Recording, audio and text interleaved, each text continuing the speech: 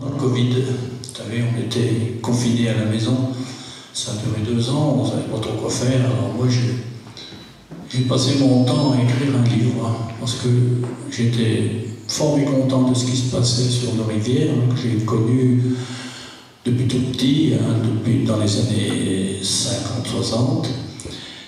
Et donc, j'ai voulu un petit peu témoigner de ce que j'avais moi-même vécu quand j'étais jeune, et puis plus tard, puisque maintenant, je suis né en 48, donc j'ai, disons, une vue assez complète de ce qui s'est passé sur nos rivières. Alors, de quelle rivière on parle? Moi, je vous parle de la Seine, du bassin versant de la Seine, et plus particulièrement du plateau de Langres. Donc la Seine prend sa source, ici, dans le plateau de Langres, de même que tous ses affluents, la Laigne, l'Ours, l'Aube et la Marne. Voilà. Donc, quelle était la situation avant 60, lors des années de ma jeunesse? Eh bien, dans tous les villages de France, les instituteurs avaient eu la consigne de rédiger une monographie du village, c'est-à-dire l'histoire du village, les renseignements concernant le village, en 1888. Elles sont à peu près toutes de la même année, ces monographies. Alors, Constant Guyot est instituteur à Charest, c'est mon village natal, et il écrivait « Le cours de la Seine est généralement peu profond, parsemé d'îlots, le poisson dominant est la truite. L'anguille s'y trouve en grande quantité depuis que l'administration des ponts et chaussées a repeuplé le cours d'eau. Et, notez bien, la rivière déborde pendant l'hiver, tous les ans, et elle ne cause pratiquement aucun dégât. » Moi, j'ai connu cette période-là, donc avant 60. Donc, quand je me suis attaché à, disons, vouloir écrire un petit peu mes souvenirs au bord de la Seine, j'ai consulté des cartes postales de 1908. On a eu la chance d'en avoir, et j'ai constaté que l'eau, comme vous voyez ici, on est au mois de juin, ici on a un îlot.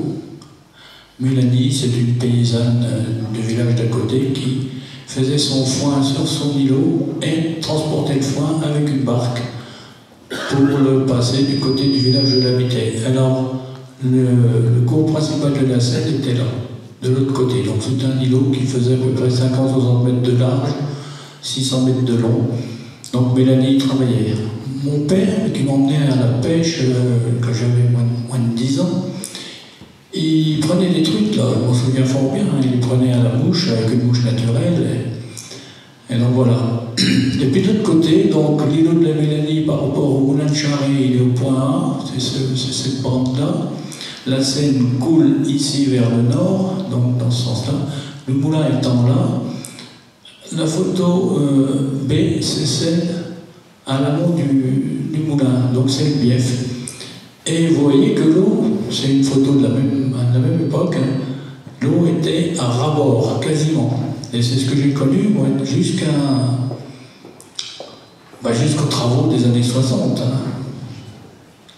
Pendant 10 mois sur 12, dans l'année, on avait des niveaux d'eau comme ça. Alors, ici, vous avez un extrait de la carte géologique de la région.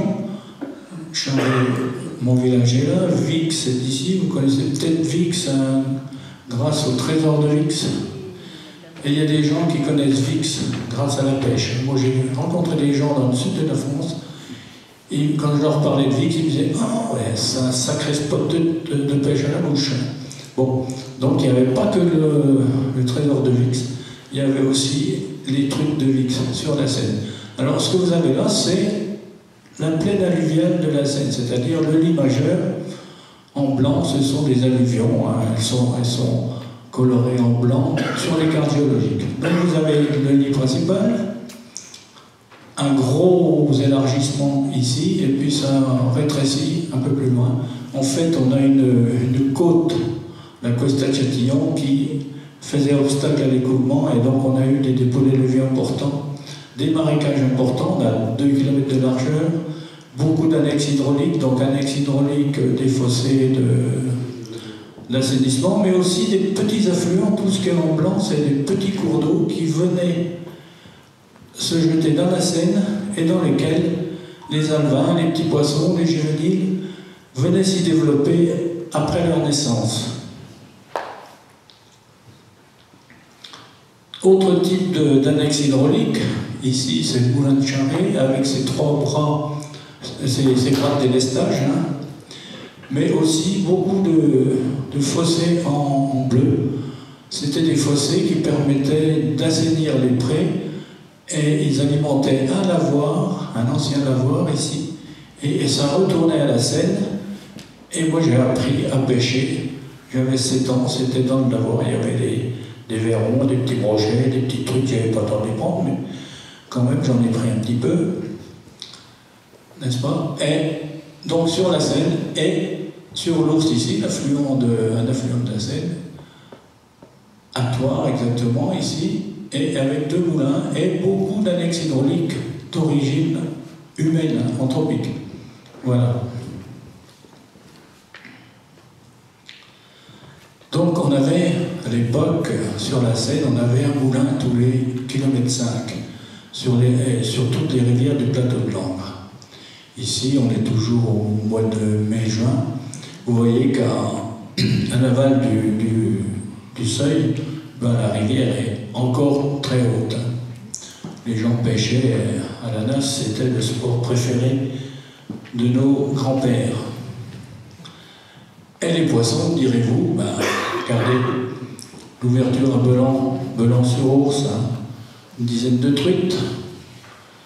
Ouverture dans la Seine à Luméville en 60. Alors là, vous avez vu la neige, hein, aujourd'hui, l'ouverture, c'est le deuxième samedi de mars. À l'époque, c'était le dernier samedi de février. Il m'est arrivé de faire l'ouverture par -15. Donc là, les trucs étaient au frais. Hein.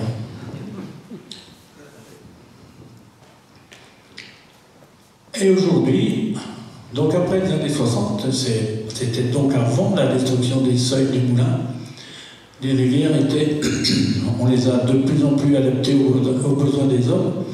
Pourquoi? Parce que dans la région, on a eu, en janvier 55, on a eu des inondations importantes, vraiment très importantes, qui avaient perturbé un peu les populations, mais c'était des inondations, on a qualifié de centennales, c'est-à-dire, c'est pas tous les ans. Hein. Donc, vous voyez, la rivière, la Seine, elle faisait ici des méandres en noir. Hein. Et bien, on a refait un nouveau lit en blanc. Donc, on a canalisé la Seine carrément. Et ce qui fait que, ici, c'est pas la Seine, mais c'est la même chose, c'est l'Ours. Vous avez ici des frênes anciens qui étaient plantés sur les prés au bord de la rivière, à ras d'eau, et bien maintenant ils se retrouvent perchés à 1,5 mètre, parfois 2 mètres du lit de la rivière. C'est quand même une photo de janvier 2022, hein, donc normalement on devrait avoir une rivière bien remplie. J'ai parlé d'1,5 mètre, 1 mètre, 1,5 mètre, 2 mètres, on en reparlera. Donc la situation actuelle, après les effacements, ben voilà, vous avez ici un ancien seuil qui a été arasé. Alors avant, bien sûr, il y avait de l'eau dans tout ce lit-là, c'est pourtant le lit mineur, hein. Le lit majeur il débordait là. Ici c'est sur la Seine, on a un gros banc de sable qu'on a appelé frayère à truite, enfin les techniciens de rivière l'ont appelé frayère à truite, mais les truites, elles n'ont jamais frayé à sec, hein. Je crois pas. Donc en fait, il y avait un petit bras de Seine de 2 mètres sur le côté, et il y avait 20 cm d'eau, c'est tout ce qui restait. Mais ça coulait quand même. Ici, vous avez, sur l'Ours, donc un affluent de la Seine, un vannage d'un ancien moulin à Preuilly-sur-Ours. là, la rivière est à sec complètement. Elle ne l'était jamais, mais on a effacé ce barrage. En 2017, on en a effacé 2 un petit peu à l'amont, à quelques kilomètres, 3 kilomètres. Et depuis, tous les ans, l'ours s'assèche. Je vous montrerai un petit peu l'extension de ces insectes. Ici, c'est une zone de perte de l'ours. Alors ça expliquerait plus loin comment a été aménagée cette zone de perte. C'est une zone de perte sur 6 km, je vous montrerai la carte. Et vous avez des frênes qui ont poussé, ils n'ont pas poussé en l'air, ils ont poussé, ils avaient les pieds dans l'eau avant.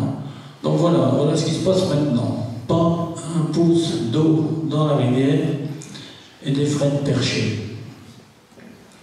Alors, je vous disais, des insectes de plus en plus fréquents et sur de plus grands linéaires, c'est ça qui est embêtant. Ici, par exemple, vous avez la zone de perte de l'ours en très plat, à rouge, dit de Brion à cet endroit-là.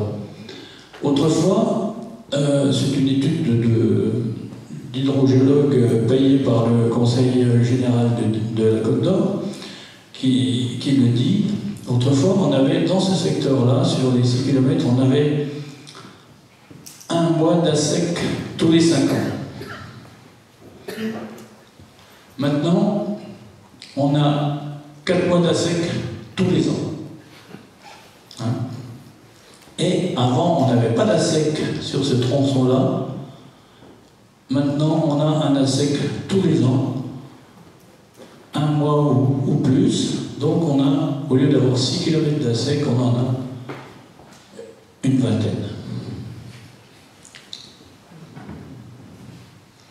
Et pourtant, les gens, quand je leur pose la question, je ne sais pas si je vous la poser, vous avez le sentiment qu'il pleut. Alors là, on parle des inondations du mois de novembre, donc vous allez me dire un peu plus qu'avant quand même. Mais quand je pose la question dans ma région, même ailleurs, ils me disent il fait quand même plus sec. On a surtout le souvenir de l'été qui est sec, qui est chaud.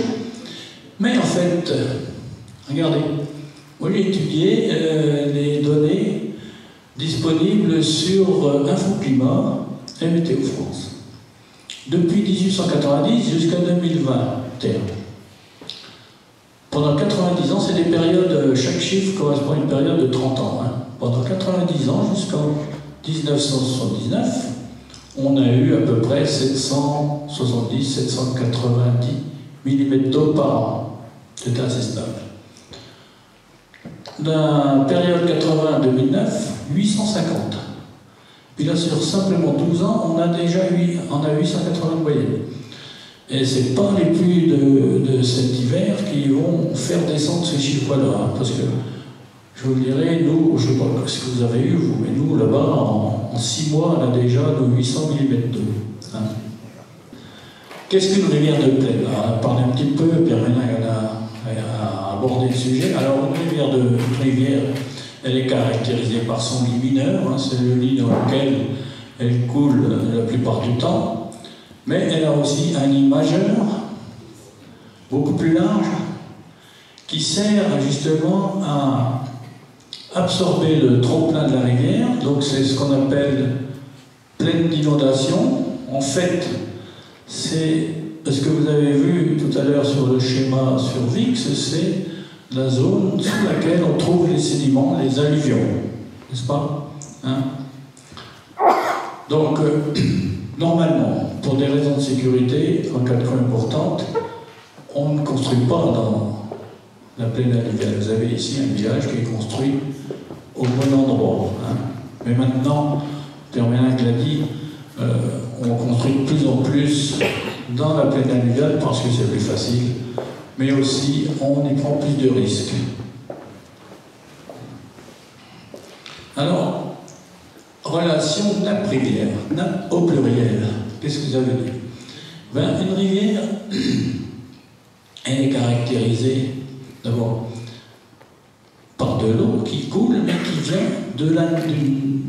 des nappes, on va dire, des nappes. La première nappe, celle qu'on a l'habitude, disons, on connaît mieux, c'est celle des roches de versant ou des roches profondes, Ici, c'est la nappe de la Craie en Champagne, donc en bleu.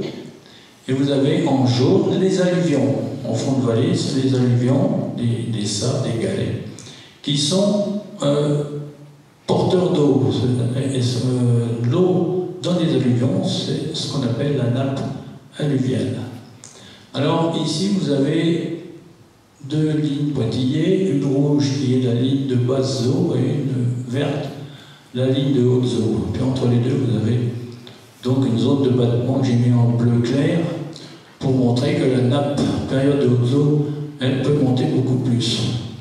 Et ici, on a le cours d'eau, l'axe de drainage qui varie un petit peu. Alors là, vous avez deux diapos, je vais vous montrer l'une à la suite de l'autre, qui sont extrêmement importantes et qui permettent d'expliquer tous les malheurs que nous vivons actuellement. Ici, vous avez une coupe dans le sol, dans la plaine alluviale. Donc, et un zonage de l'eau dans un aquifère à nappe libre.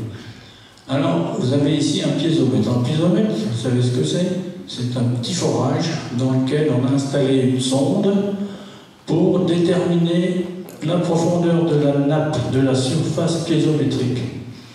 Alors, dans cette zone-là, on a un aquifère à nappe libre, et ici, on a une zone saturée. Donc, l'eau dans ce secteur-là, sous la ligne rouge, c'est de l'eau gravitaire, c'est-à-dire qu'elle peut, elle descend, elle peut alimenter la nappe profonde. En revanche, au-dessus, on a l'eau, les remontées capillaires, si vous voulez. Donc c'est de l'eau capillaire qui, un petit peu comme un effet buvard, l'eau remonte dans le terrain qui n'est pas noyé, et donc elle peut remonter sur 1 mètre. Vous avez ici la cote, la profondeur. Hein. Ici on est à 3 mètres pour la ligne rouge, la surface piézométrique, c'est là qu'on rencontre l'eau quand on pompe.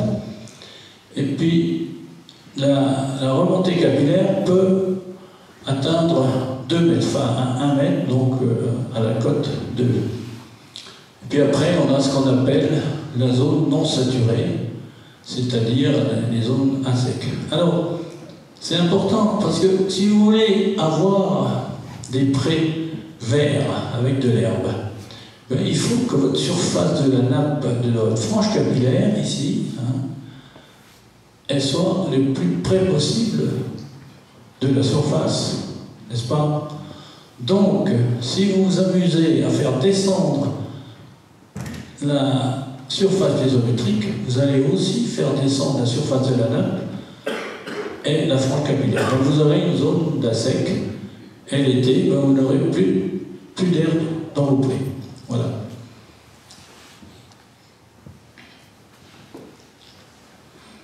Et je le dis là, ça joue au mètre près. Hein. C'est 1 mètre. Si vous mettez votre ligne verte ici, ça ne marche pas.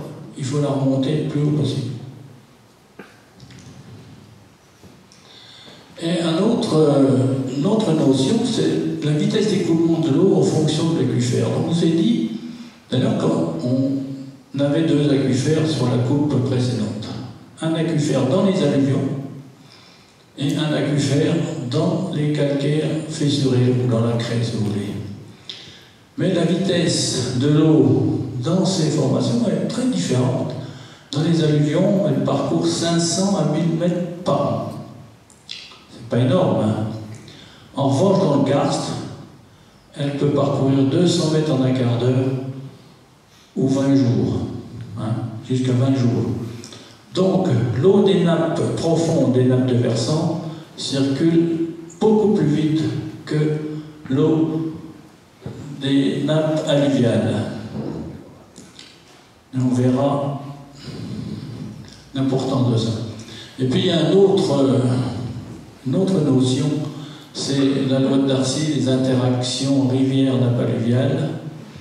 Donc le niveau de l'eau dans la rivière, ici ou là, il contrôle le niveau de la nappe alluviale. Si vous voulez, l'exemple montre que quand le niveau de la rivière est plus élevé que le toit de la nappe de l'aquifère.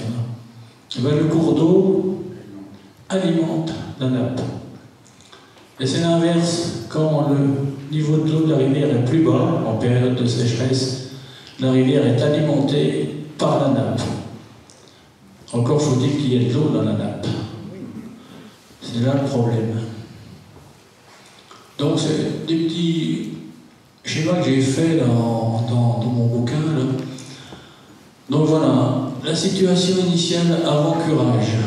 Au printemps, le niveau de la nappe est élevé, hein, et se trouve à l'équilibre avec celui de la rivière. La nappe, la rivière, c'est à l'équilibre. On avait donc des alluvions anciennes, là, des galets, du sable, et puis des alluvions récentes, c'est celles qui sont déposées chaque année dans la rivière et reprises l'année suivante. Voilà. Et quand l'eau monte en partant de ce niveau-là, la rivière déborde facilement puisqu'elle a déjà un niveau élevé. Hein? Et à partir de là, elle va aussi déborder dans les fossés, dans les annexes hydrauliques, et elle va contribuer à recharger la nappe alluviale que vous avez en bleu clair. Là. Mais depuis les années 60, qu'est-ce qu'on a fait? On a creusé la rivière, le lit de la rivière. On a enlevé les alluvions récentes. Et puis, on a donc abaissé la cote de l'eau dans la rivière. Et puis, petit à petit, au fil des ans, eh bien, on a aussi abaissé la cote de la nappe alluviale. Donc là, il nous manque maintenant 1 mètre, 1,50 m d'eau qui était là autrefois, qui pouvait alimenter la rivière, mais qui ne peut plus le faire.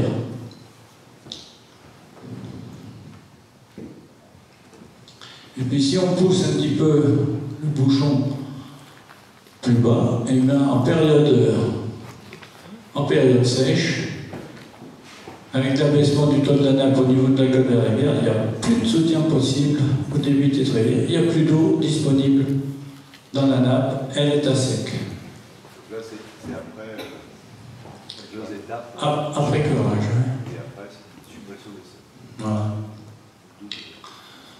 Donc maintenant, après la phase de curage des suppressions de seuil, eh bien, vous avez, donc on avait la nappe alluviale qui correspondait à la base de la nappe alluviale. La partie supérieure était asséchée, déchargée, et quand l'eau monte, les débordements se font plus rares. Hein. Cette année, ça n'a pas été le cas, mais en gros, tous les 5-6 ans, on a un débordement. Maintenant, eh bien, comme l'eau circule très lentement dans les alluvions, mais elle ne va pas aller très loin, puisque les débordements se font en 5-6 jours, et ça dure 15 jours au total, donc ce n'est pas suffisant en temps pour recharger la nappe alluviale. Donc quand le niveau va descendre, et bien aussi le peu d'eau qu'on trouve dans les alluvions va partir avec. Hein. Donc on parle là de phénomène de crue éclair parce que l'eau monte, elle déborde à peine, elle redescend très vite parce qu'il n'y a pas de soutien de la nappe alluviale au débit de la rivière. Ici vous avez une photo de 10 mars 2020, le jour d'ouverture de la pêche, je crois, avec de l'eau dans les prés, donc une inondation assez importante.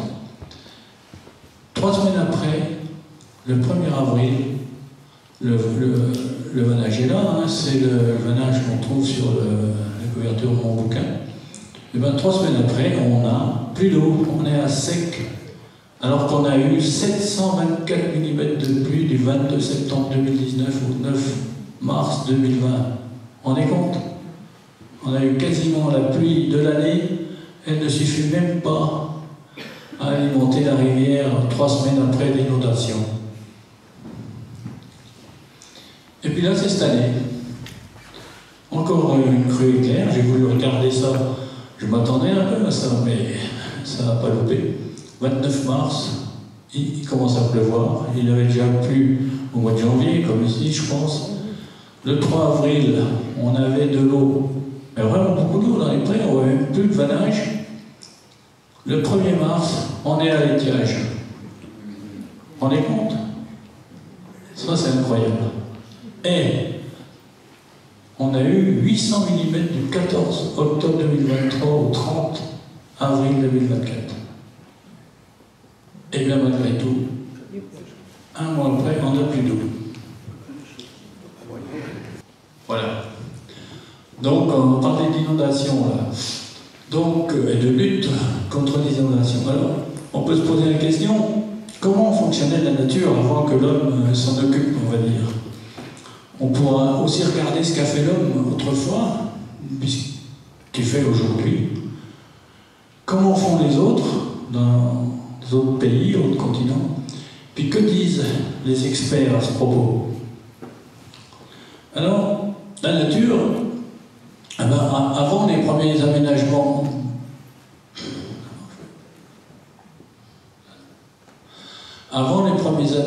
de cours d'eau, qui date probablement de l'âge 4, c'est-à-dire l'âge du fer, c'est-à-dire moins de 3000 ans par rapport à aujourd'hui, les rivières de plaine du plateau de l'Ancre s'écoulaient paresseusement sur une pente de 2 à 3 degrés dans des chenaux et méandres de ce type-là, hein, plus ou moins anastomosés. Ce chevelu naturel se déplaçait dans l'espace et dans le temps sous l'action du couple érosion-sédimentation. Mais la force des courants contrôlait l'ensemble, de même que la régularité du lit des cours d'eau. Maintenant, si vous voulez retrouver des rivières sauvages, eh bien, vous allez dans le nord-ouest du Canada et vous avez ces choses-là. Donc, en blanc, c'est le lit majeur, et puis en bleu, c'est le lit mineur, les chenaux et tout ce qui accompagne une rivière normale. Et la nature, comment fonctionnait-elle? Donc, les rivières étaient fragmentées, soit par des embâcles naturels, soit par des constructions de castors. Ces structures modifient depuis des millions d'années l'environnement naturel et comptent parmi le processus clé des écosystèmes alluviaux. Donc, Christian Muret en a abondamment parlé. Donc, elles augmentent les proportions de zones humides et d'eau libre dans le paysage forestier et alluvial. J'ai trouvé, il n'y a pas longtemps, dans Le Point, un article de Nathalie Lamoureux, c'est daté du 7 avril, qui donne la parole au castor. Hein.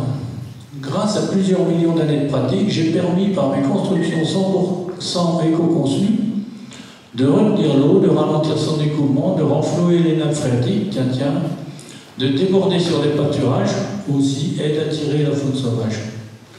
Donc voilà. Et ça, maintenant, il ne faut pas en parler. Alors, qu'a fait l'homme par le passé? De l'époque romaine au Moyen-Âge, les seuils du moulin ont peu à peu remplacé les barrages de castors, puisque les castors, on les a mangés. Hein. Ils détruisaient les forêts en bord de rivière, donc c'était pas supportable. Et ça faisait... Les peaux faisaient des bonnes fourrures, et la viande était bonne. Donc, tout allait bien.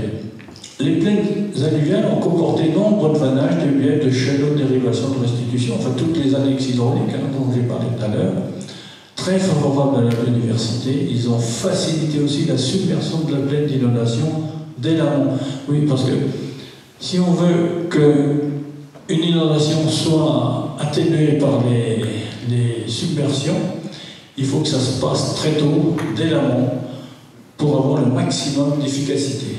Donc, on demande un écrêtage précoce de l'onde de crue.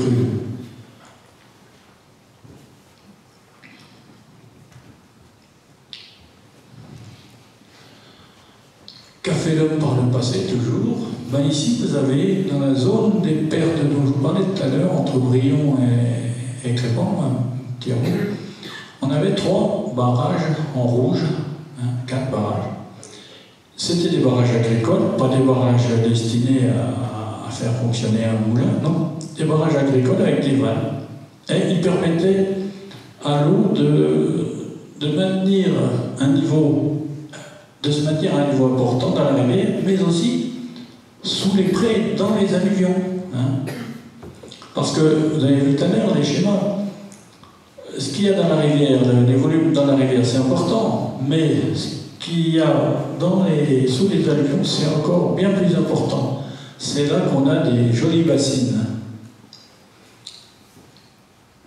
Je pense que dans le Pas-de-Calais, on en a parlé déjà, c'était un peu la même chose avec tous les barrages agricoles qui faisaient flotter les prés l'hiver.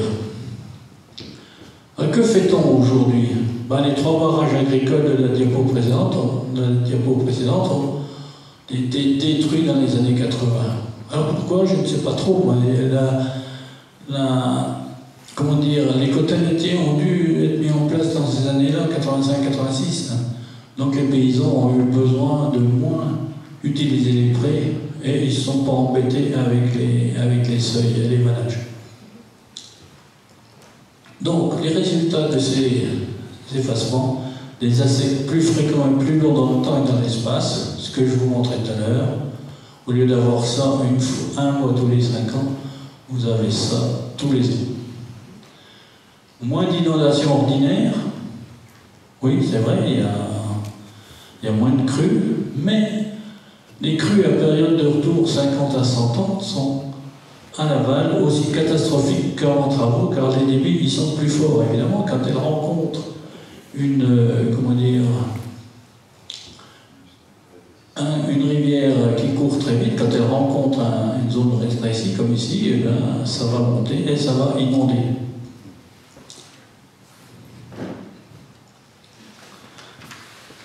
À partir de Charest, la Seine entre dans ce qu'on appelle, Charest c'est ici, plutôt Goméville, elle entre dans la trouée de la côte des Bars.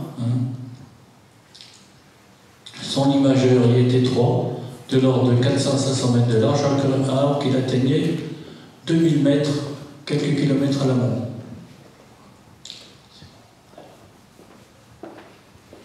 On va essayer d'accélérer. Donc ici, vous avez à Châtillon la même chose, vous avez la Seine qui traverse la ville, mais alors ici, la plaine alluviale est plus large, le limageur, mais ici il est très étroit. Et donc Châtillon est souvent inondé, comme ça a été le cas cette année, à cause justement de l'étroitesse du lit dans lequel elle doit passer. On va parler rapidement du cas des fleuves côtiers du Pas-de-Calais. Donc c'est des documents que j'ai reçus de M. Martin, je pense. Donc vous avez connu, le nord-ouest de la France a connu de forts cumuls de précipitations en novembre 2023. Tous les cours d'eau de la région ont été concernés par ce phénomène, notamment la Canche, la A et la Liane. Au Touquet, à Boulogne-sur-Mer, à Calais, les Biais, encore Saint-Michel-sur-Ternoz, on a eu plus de 250 mm d'eau pendant 3 semaines, soit environ un tiers des précipitations moyennes annuelles. Donc ici vous avez la carte avec les valeurs entre parenthèses. Donc de nombreux seuils, 320 c'est indiqué là, 320 seuils agricoles et seuils du moulin ont été effacés depuis 2009. Donc l'eau file à grande vitesse vers la Manche et se trouve ralentie à l'approche de celle-ci parce que la mer, elle garde son même niveau, parfois elle est beaucoup plus haute en période de grande marée. Donc l'eau ne s'évacue pas facilement à l'approche de la mer, disons dans les 10-15 derniers kilomètres. Et on a, quand il n'y a plus rien qui retient l'eau dans les vallées, par exemple dans les affluents de la Canche, quand elle n'est pas retenue, l'eau dans ces affluents, elle file directement à la mer.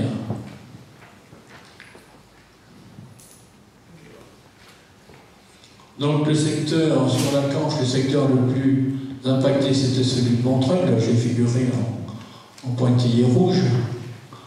Donc la Canche reçoit l'eau de 5 affluents importants qui sont là, dont la Ternoise, on est dessus aujourd'hui. Donc d'après les témoignages, ces différents affluents ont fait l'objet d'un rasement massif de tous les anciens sols agricoles qui avaient vocation à faire flotter les prés pour leur apporter un abondement pendant la période hivernale. Donc, si on veut estimer le potentiel de stockage d'eau dans la plaine alluviale, dans le lit majeur, il suffit de regarder la carte géologique, on voit le lit majeur en clair tout le temps. Hein. Ici c'est la Canche, ça c'est la Course, je crois. Ouais. Et donc là, vous avez la surface, et si vous estimez que l'eau, si l'eau monte de 20, 30 cm ou 50 cm, ben vous pouvez calculer facilement le potentiel stockable de l'eau, stockage transitoire bien sûr, mais qui permet d'éviter les gros coups d'eau à l'aval. Hein.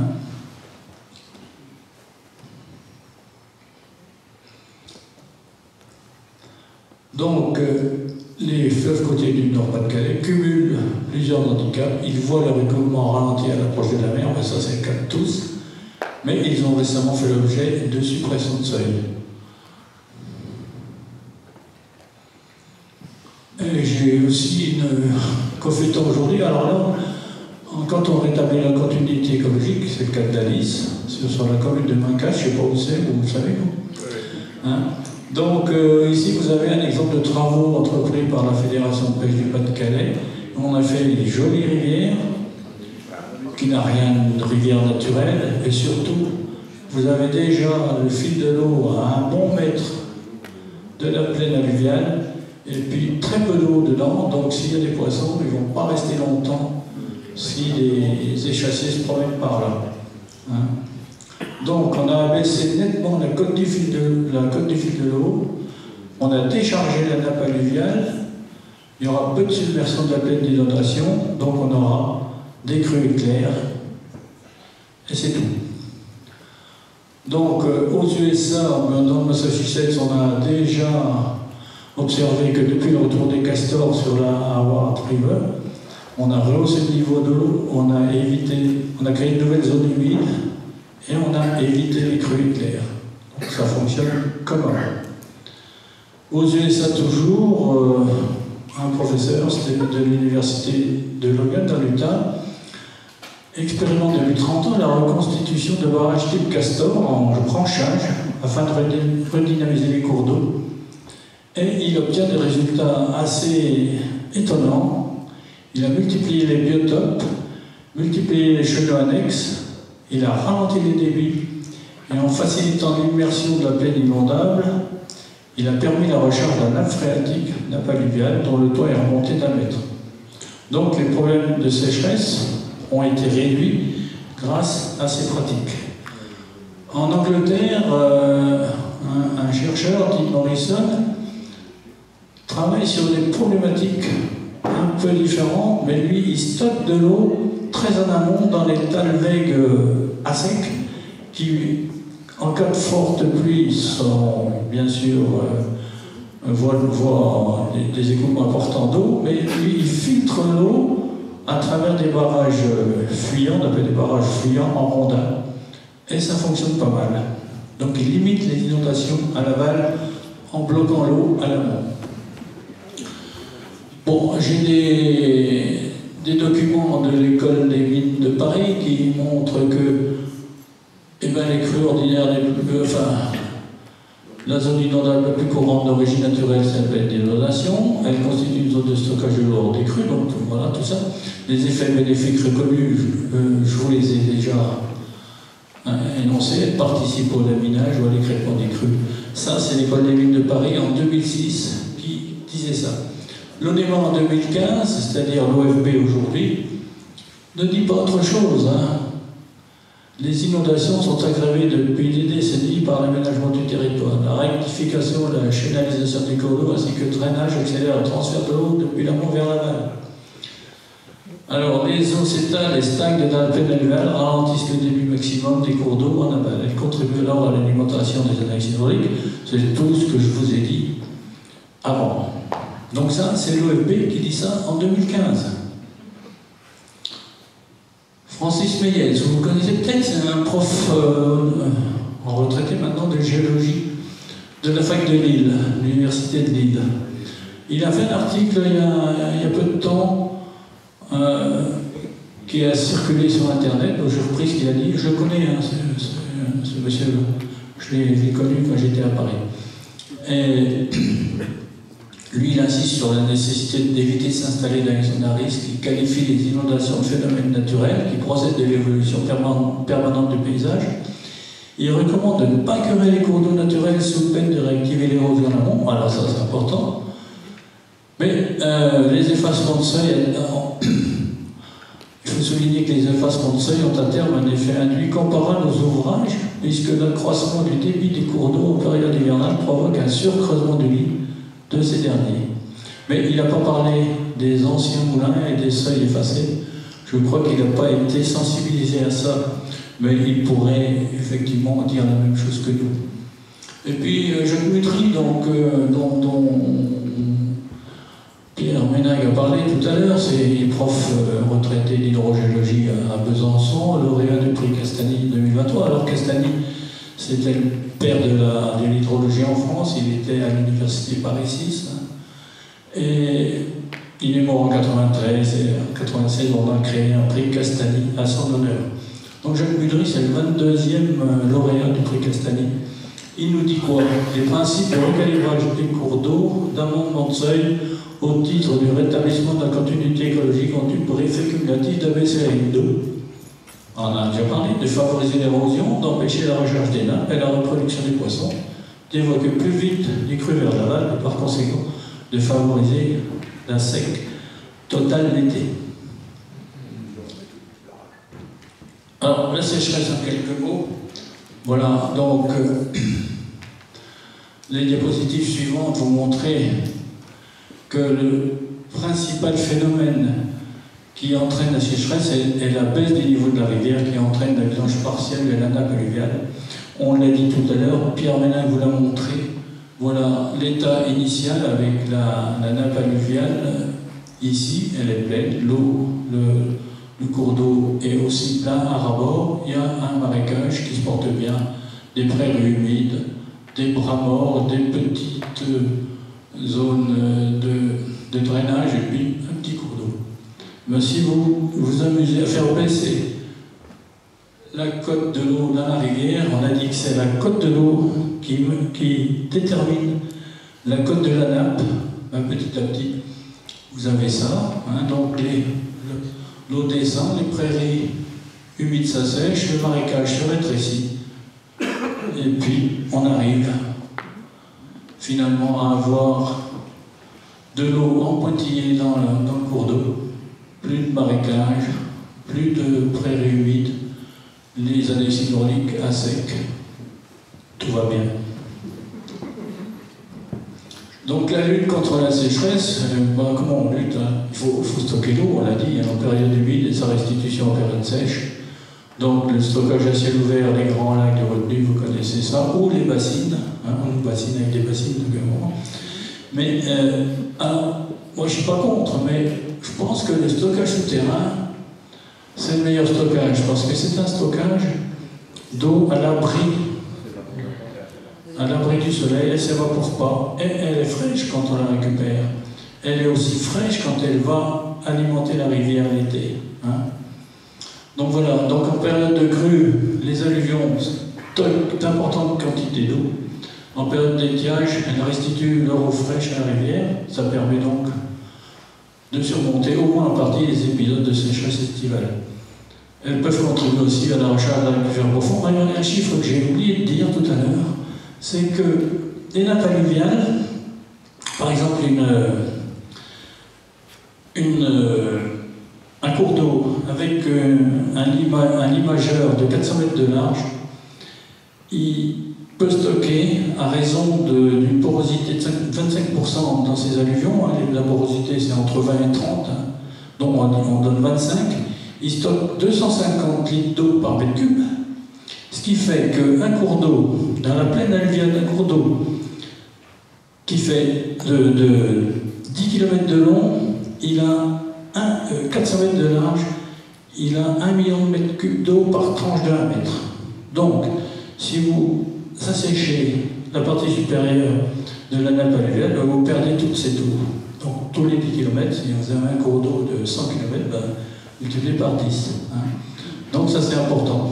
Si bien que maintenant, les aménageurs se sont aperçus qu'on a un déficit de remplissage des nappes alluviales et on mène des expériences de renflouement de la nappe alluviale sur la Saône en Côte d'Or, sur la Garonne, à la Monte Toulouse. En conclusion, c'est plus ça.